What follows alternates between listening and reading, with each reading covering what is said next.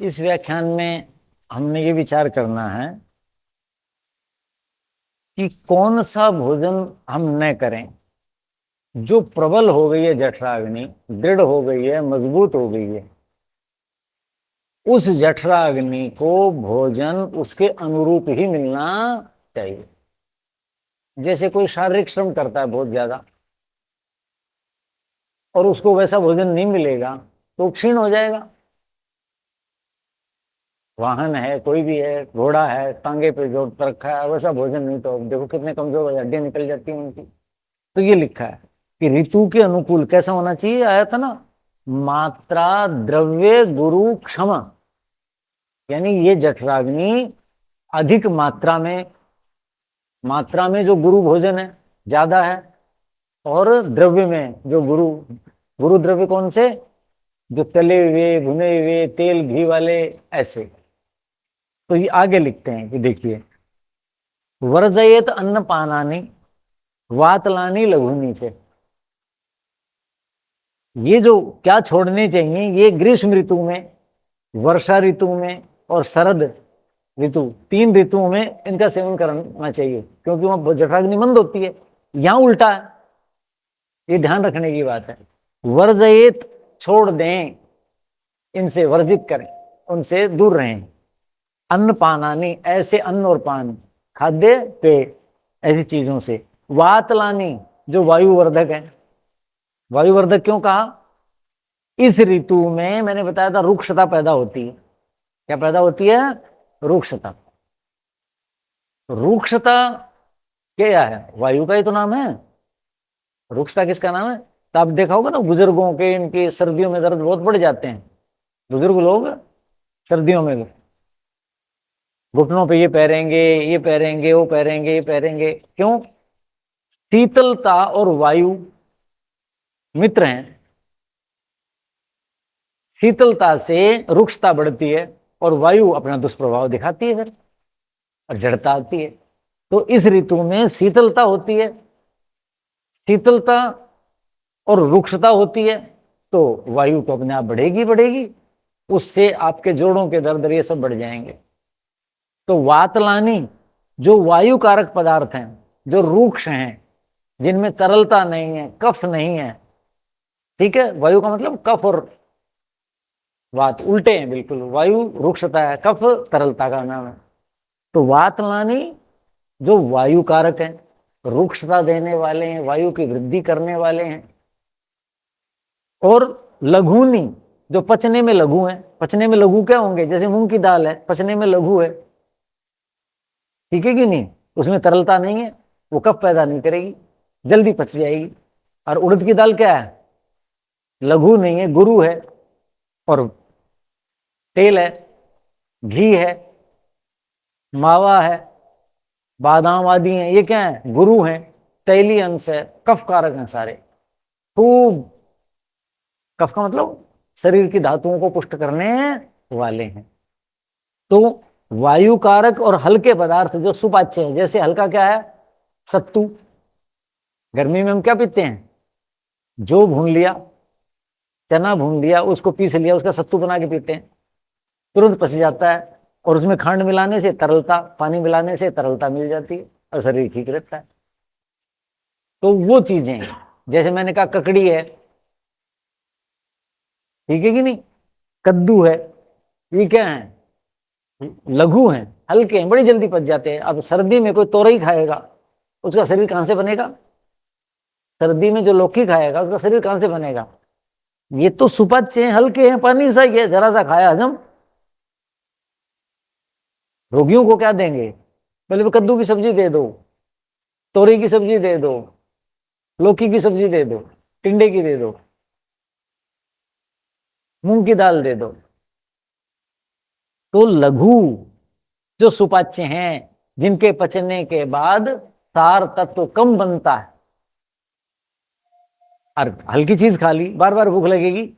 अब भूख क्या होगा, भूख के अनुरूप, अग्नि के अनुरूप भोजन नहीं मिला तो आगे आ रहा है, उसका दुष्परिणाम क्या होगा, देखो। तो वातलानी प्रवातम वर्जयेत, वातल पदार्थ वायु कारक और लघु सुपाच्य जल्दी पचने वाले रूखे पदार्थ वो नहीं खाने। प्रवातम च, और तेज हवा, तेज हवा होगी तो क्या होगी, काटेगी ना।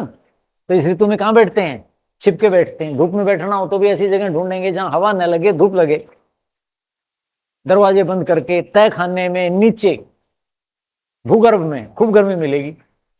तो प्रवातम, जहां प्रकृष्टवात खूब हवा चल रही है, उससे बचना है। वर्जयित प्रमित आहारम, मिताहार, प्र हटा दो, मिताहार तो सुना, मितवानी कम, मितवानी कम आहार, कम आहार को छोड़ दो। वहां क्या बताया था, मात्रा गुरु क्षम, जो मात्रा में ज्यादा है ऐसे पदार्थ को पचाने में समर्थ होती है। तो इसलिए हल्का आहार नहीं लेना, कम आहार नहीं लेना। गर्मी में क्या करते हैं, बोलो, कुछ ले लो, नहीं नहीं फिर रात को तंगी होगी, नहीं नहीं इस ऋतु में कम ही खाना चाहिए। बड़ी आयु के लोग क्या कहेंगे, भूख लगी है थोड़ी सी लगी है, चल ले लो, अरे नहीं खाली पेट ही ठीक रहता है, ऐसा बोलते हैं ना। गर्मी, वर्षा और शरद ऋतु में, वो जो 3 ऋतुएं हैं, 6 महीने,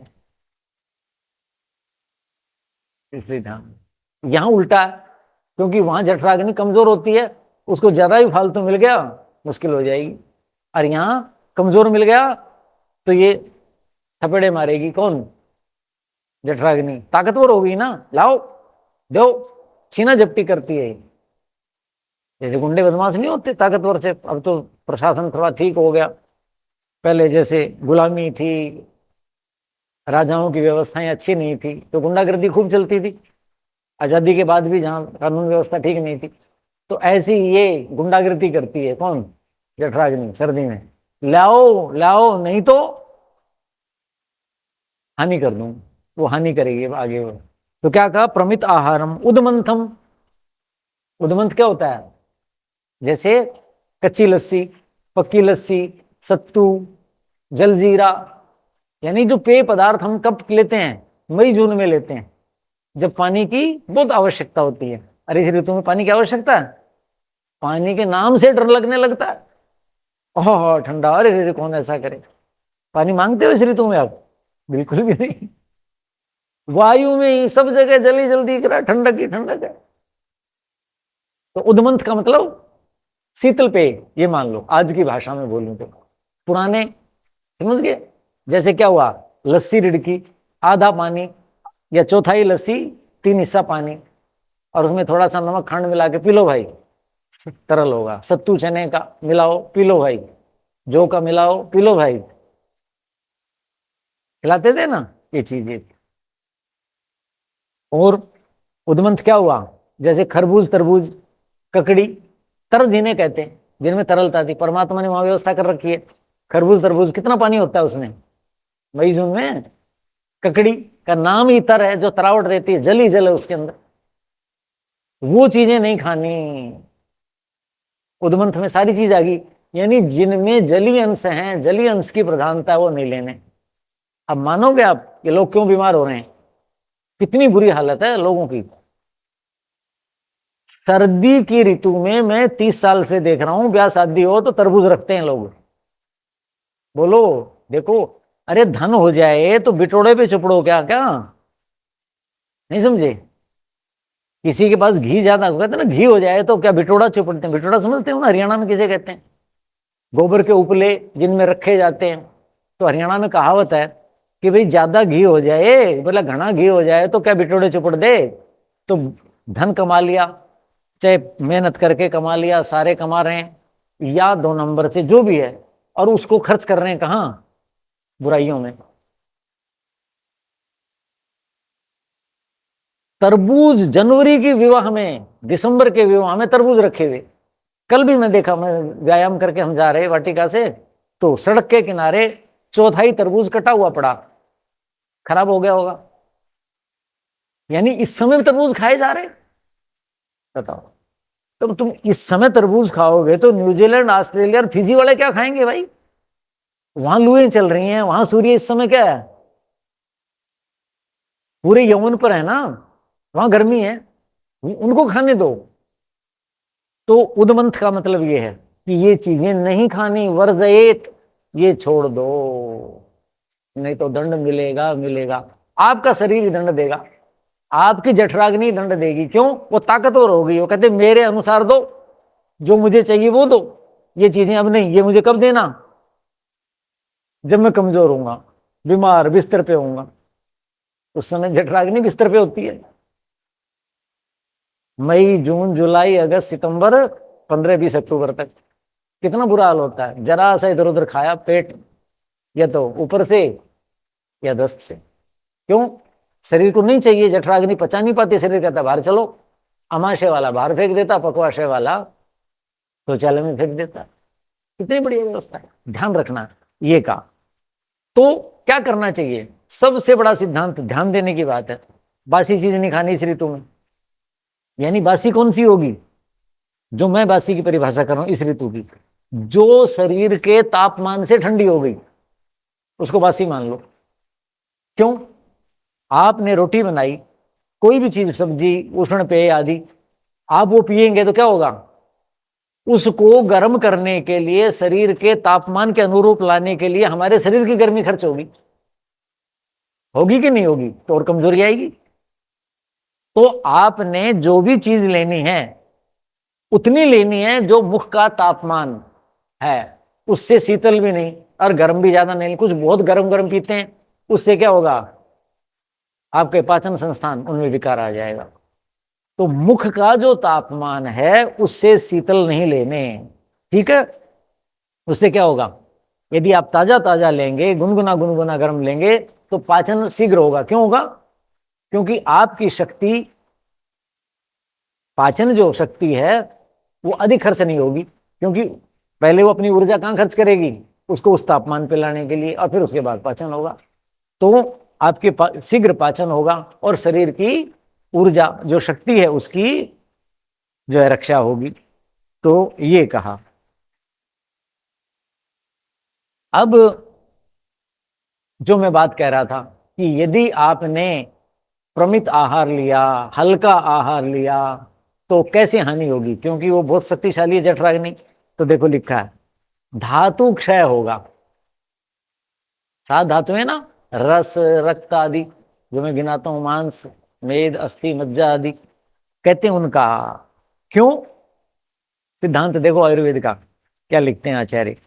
स यदा नेन्धनम युक्तम लभते देहजम रसम, देहजम तदा रसम हिनस्त्यतो वायु शीतः शीते प्रकुप्यति।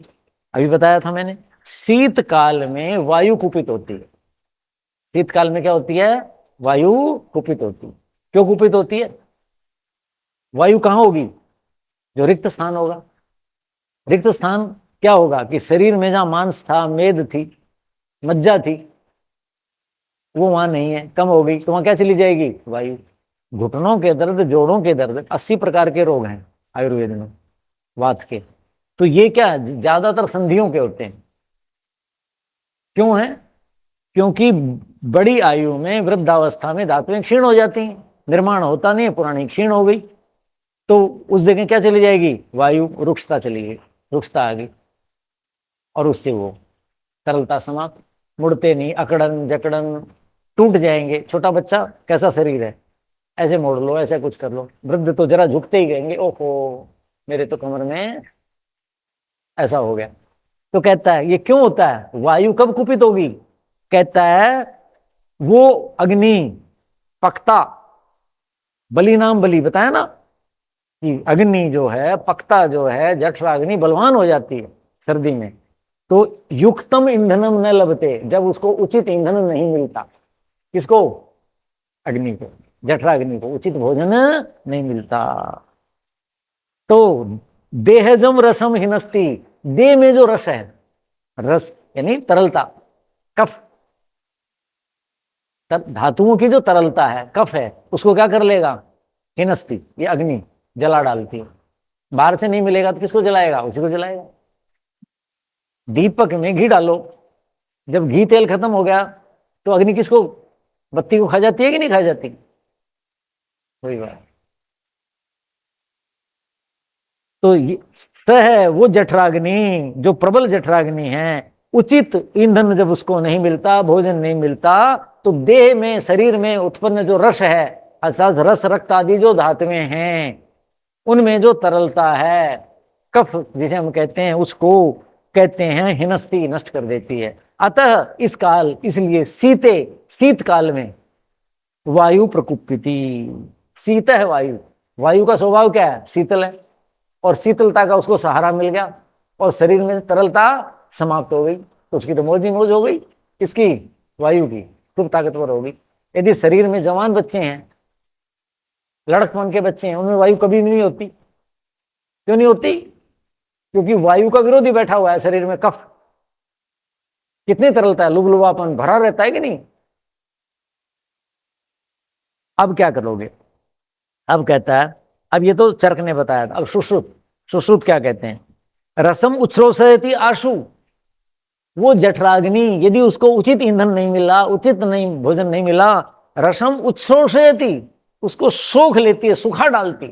वहां तो कहता है हिनस्ती, बात तो एक ही है। या क्या, उत्शोषयति, सुखा डालती। इसलिए आपने देखा होगा कार्तिक पूर्णिमा के बाद कोई भी व्रत उपवास नहीं है, कोई उपवास नहीं है। अब कार्तिक तक क्यों है, वो जब वर्षा ऋतु और शरद ऋतु चली आएगी तब बताऊंगा वहां इतने ज्यादा क्यों है। आश्विन और कार्तिक शरद ऋतु है, बहुत भयंकर रोग होते हैं।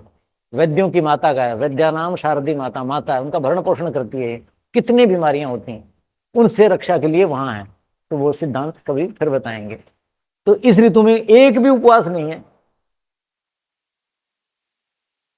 चैत्र में आएगा। चैत्र में कब आएगा? जब कफ कुपित होगा, कुपित कफ को शांत करने के लिए नवरात्र का उपवास लिखा। कोई उपवास नहीं। समझ गए? कितना सूक्ष्म अध्ययन है आचार्यों का शरीर के बारे में। उसी चीज को कर्मकांड में डालते हैं, ये करना ये नहीं करना। तो क्या कहा, वायु को ये सुखा डालती है। इस समय क्या है, यदि उपवास करोगे, जठराग्नि इतनी तगड़ी है, वो क्या खा जाएगी, शरीर की धातुओं खा जाएगी। पुष्ट कैसे होंगे? आपका बादाम खाया हुआ, छुहारे खाए हुए, आपका दूध पिया हुआ, घी खाया हुआ, सब बेकार ना।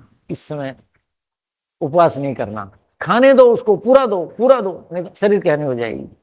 तस्मात स्निग्धम सदा हितम, सुश्रुत लिखते हैं, बोलो इसलिए स्निग्ध पदार्थ, चिकने पदार्थ खाना, सबसे उत्तम घी, उसके बाद तेल, उसके बाद वसा, चर्बी आदि, मांस आदि जो खाते हैं, मांसाहारी प्राण जो मनुष्य हैं। तो सदा हितम, स्निग्ध पदार्थ ही सदा हितकारी हैं। जैसे बताया ना, तिल खाओ भाई, मूंगफली खाओ भाई, खूब घी दूध खाओ भाई, ये खाओ भाई, जो भी चिकने हैं खूब खाए जाते हैं इसको, क्योंकि वो स्वीकार कर लेता है, शरीर का अंग बना देगा, ऐसा कहते हैं। तो स्निग्धम सदा हितम, स्निग्ध पदार्थ खाना सदा हितकारी है। कब? हेमंते शीते, शीतकाल में। अब क्या कहा एक और आचार्य, आहारान पचती शिखी, शिखी अग्नि को कहते हैं, आहारान पचती, ये भोजन को पचाती है, जठराग्नि भोजन को पचाती है। दोषान आहार वर्जिता, उपवास क्यों किया जाता है कि जब अग्नि को भोजन नहीं मिलेगा तो क्या कह देगी, शरीर के मलों को खा जाती है, शरीर के दोषों को खा जाती है। कौन? जठराग्नि। इसलिए उपवास का नियम है। अब यहां क्या है, इस ऋतु में लगभग दोष नहीं होते, सामान्यतः पित्त और कफ के दोष होते हैं अपचन के। वसंत ऋतु में कफ के कारण रोग होते हैं, कफ कुपित होता है। शरद ऋतु में पित्त कुपित होता है, इसके कारण रोग होते हैं। तो उसके कारण जो विकार आते हैं, उपवास करने से जब शरीर को भोजन नहीं मिलेगा, जठराग्नि को ईंधन ठीक नहीं मिलेगा, तो क्या होगा, उन दोषों को खा जाती है। आचार्य कहते हैं पहले तो भोजन को पचाती है, भोजन नहीं मिला, आहार वर्जित है। जब अग्नि को भोजन नहीं मिलता तो दोषान, दोषों को खा जाती है, शरीर को, शरीर में नहीं, जो विकृतियां हैं, विजातीय द्रव्य हैं, मैल हैं, उनको खा जाती है।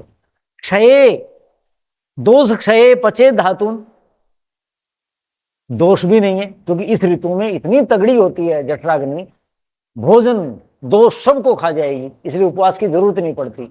तो कहते हैं जब भोजन भी नहीं मिला, उसको भी पचा लिया, दोष है ही नहीं इस ऋतु में, लगभग होते नहीं है शरीर में, तो क्या कहा, दोष सहे पचेत धातु, फिर शरीर की सातों जो धातुएं, रस, रक्त, मांस, मेद, अस्थि, मज्जा और शुक्र, इनको पचेत पचा लेगी। नरम भाषा में बोल रहे हैं। पहले वाले ने क्या कहा था, शोषयति, चरक ने क्या कहा था, हिनस्ति, और ये आचार्य क्या कहते हैं, पचेत, उनको पचा डालेगी, अर्थात उनको नहीं रहने देगी। भोजन पच गया मतलब क्या हुआ कि भोजन नहीं है, भोजन का अस्तित्व समाप्त हो गया। तो ऐसे ही ये धातुओं को नष्ट कर देगी। उसके बाद और नई बात कहते हैं धातु प्राणान दोष क्षय तथा धातु क्षय, धातु का जब क्षय होलेगा, अग्नि पहले भोजन को खाती है, भोजन नहीं मिला तो दोषों को खाएगी, विजातीय द्रवों को शरीर के, वो समाप्त हो गए, नहीं मिला तो किसको आएगी, शरीर की धातुओं को खाएगी। शरीर की धातु समाप्त होगी तो क्या होगा, प्राण, जीवन नष्ट, प्राणान धातु क्षय, धातुओं का जब क्षय हो जाएगा तो ये प्राणों को खा जाती है। कौन, जठराग्नि, अर्थात व्यक्ति जीवित नहीं रहते। तो जो मजबूत है जठराग्नि, प्रबल है जठराग्नि, उसके अनुरूप ही इसको ईंधन भोजन मिलना चाहिए, भारी होना चाहिए, अधिक मात्रा में होना चाहिए। अधिक का मतलब उसने थाली भर रखी, मैं भी खाऊं ना, जितनी मेरी सामर्थ्य है व्यक्ति की, क्यों कार्य क्षमता अलग है, आयु अलग है, शरीर की प्रकृति अलग है, यानी मेरे शरीर की जठराग्नि मेरे अनुसार है, तो उस जठराग्नि के अनुसार पर्याप्त मात्रा में और स्निग्धता से युक्त, चिकनाई से युक्त, ज्यादातर क्या कहा, दूध और दूध से बने पदार्थ, गन्ने और गन्ने से पदार्थ, या तेल वाली मेवा आदि, और मांसाहारी लोग मांस, ये पर्याप्त मात्रा में खाएं, नहीं तो आपके धातुओं की हानि होगी। हल्की चीजें न खाएं, तरल चीजें न लें, जो ग्रीष्म काल की चीजें हैं। तो इतना कह के मैं वक्तव्य को विराम देता हूं। अगला जो हमारा विषय है उसमें अब हम चर्चा करेंगे कि इस ऋतु में स्नान में बहुत गलती करते हैं लोग। किस करने में, स्नान करने में। तो उसका वैज्ञानिक तरीका क्या है, हानि से कैसे बचें, लाभ कैसे ले सकते हैं, उस पर चिंतन करेंगे।